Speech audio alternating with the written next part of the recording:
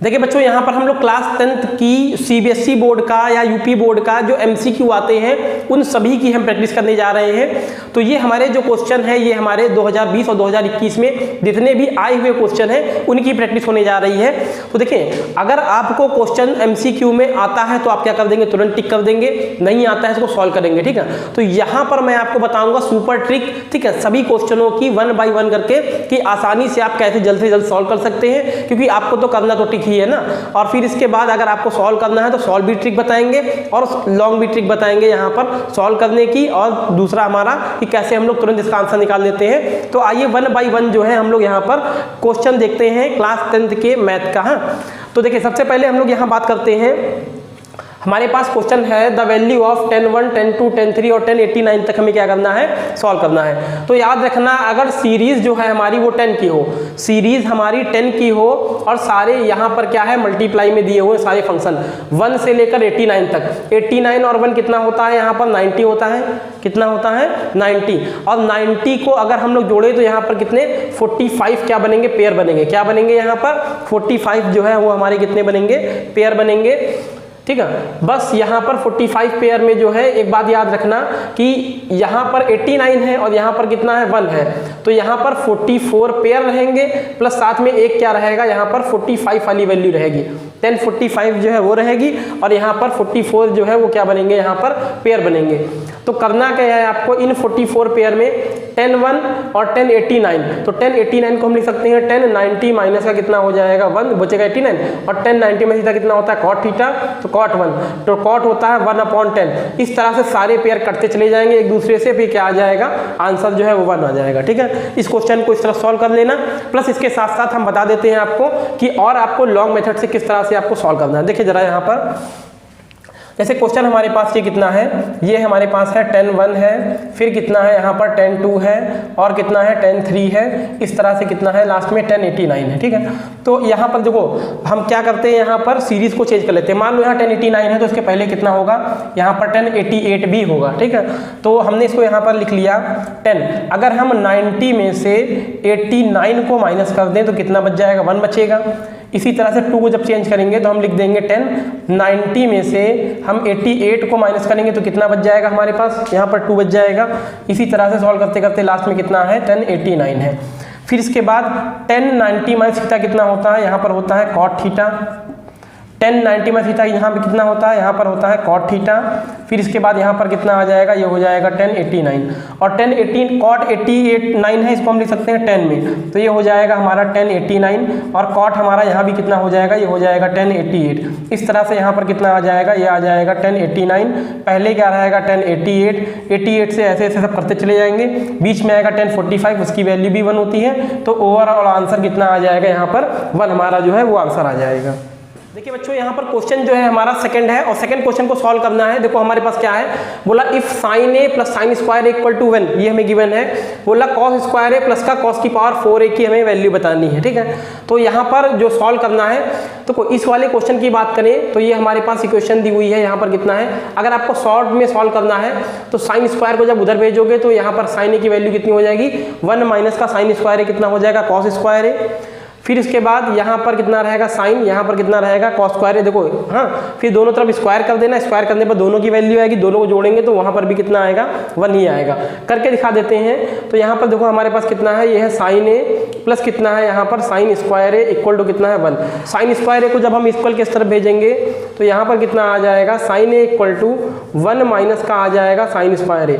तो यहाँ पर जो वैल्यू रहेगी वो कितनी रहेगी, साइन इक्वल टू 1 माइनस का साइन स्क्वायर ए कितना होता है, ये होता है हमारा cos स्क्वायर ए। ठीक है, यहाँ तक कोई दिक्कत। अब यहाँ अगर हम स्क्वायर कर दें तो यहाँ पर स्क्वायर करेंगे, दोनों पक्षों का स्क्वायर कर दें, sine square a equal to यहाँ कितना हो जाएगा, cos की पावर 4 है। यहाँ भी स्क्वायर किया कितना आ गया 4।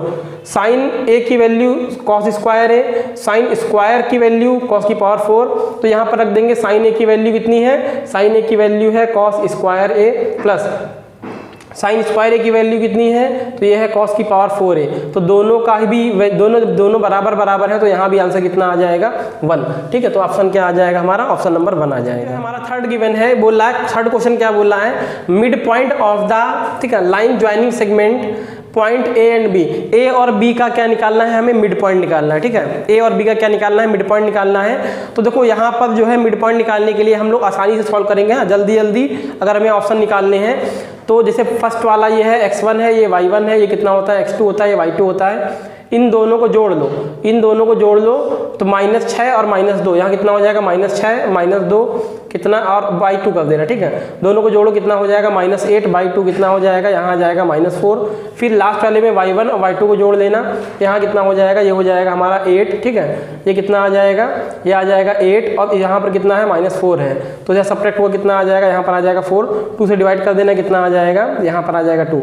तो 4 -4, 2 ऑप्शन नंबर सी हमारा क्या हो जाएगा, यहाँ पर आंसर। 4 हमारे पास गिवन है। 4 क्या बोल रहा है, कह रहा है the distance between the point A and B, है ना। ए और बी के बीच में क्या निकालनी है, हमें डिस्टेंस निकालनी है। तो डिस्टेंस निकालनी है, ए और बी में डिस्टेंस निकालना, तो भैया फार्मूला इसे बस सिंपल सा लगा लेना।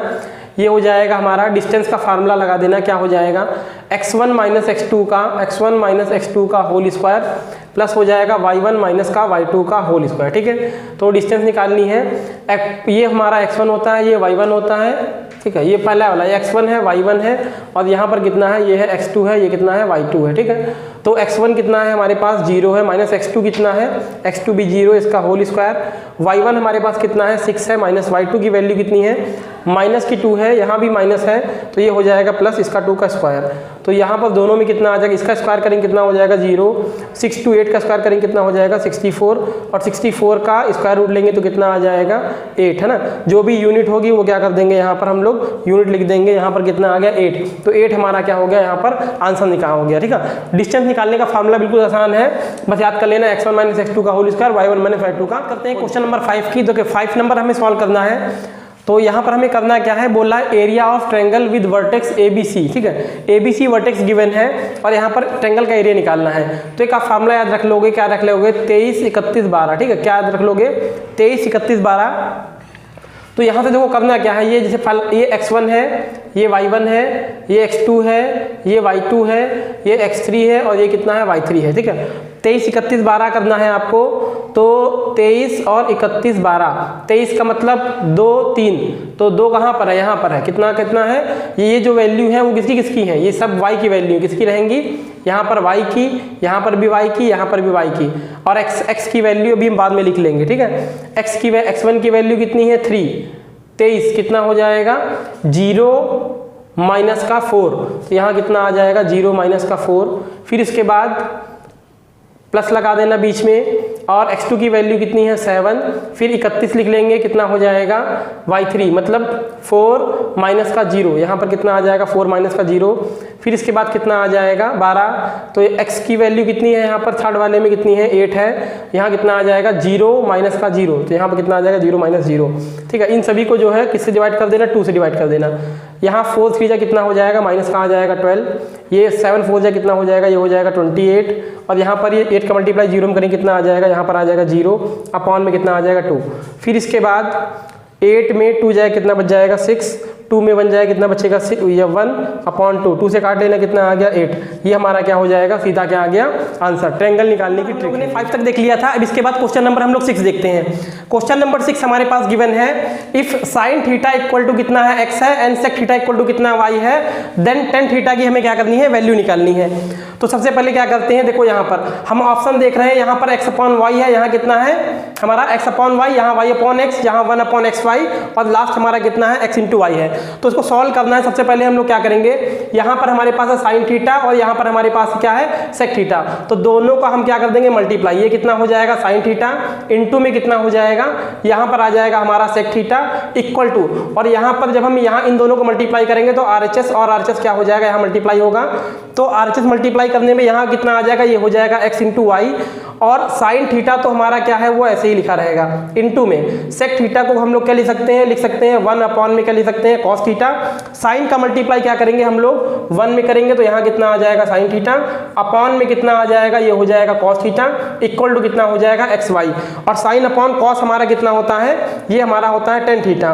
तो tan थीटा इक्वल टू कितना हो जाएगा x इंटू वाई। ये हमारा ऑप्शन आ जाएगा कि tan थीटा की वैल्यू निकालनी थी। ऑप्शन नंबर क्या हो जाएगा, डी हमारा जो है वो ऑप्शन। इस बात करते हैं क्वेश्चन नंबर 7। क्वेश्चन नंबर 7 हमें क्या गिवन है, HCF ऑफ 8, 9 और 29। इनका हमें क्या निकालना है, HCF निकालना है। ठीक है, HCF हमारा क्या होता है, हाईएस्ट कॉमन फैक्टर। ठीक है, अब इन सभी में क्या निकालना है, हमें हाईएस्ट कॉमन फैक्टर निकालना है। तो हम लोग क्या करेंगे, यहाँ पर है 8 है, 9 है और यहाँ कितना है 29 है। जब 8 के हम लोग फैक्टर करेंगे तो ये हो जाएगा 2 इंटू 2 इंटू 2 हो जाएगा, और 9 के फैक्टर करेंगे कितना हो जाएगा 3 इंटू 3 हो जाएगा, और 29 के जो है वो फैक्टर नहीं होंगे।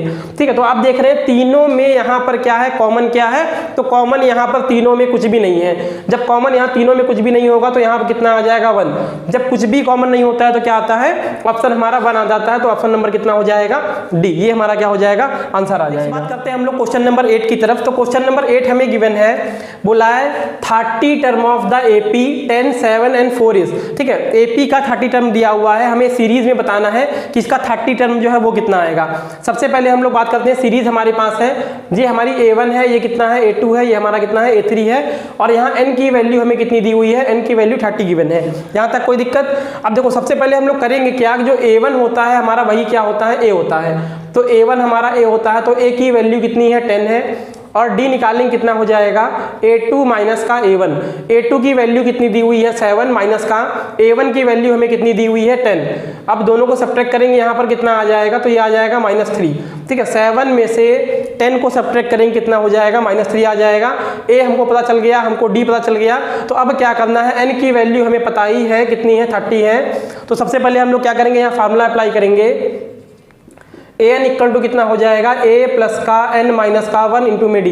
अब n की वैल्यू कितनी है 30 है, तो a 30 इक्वल टू a की वैल्यू कितनी है 10 है, प्लस n की वैल्यू कितनी है 30 माइनस का 1, और d की वैल्यू कितनी दी हुई है, यहाँ पर दिया हुआ है -3।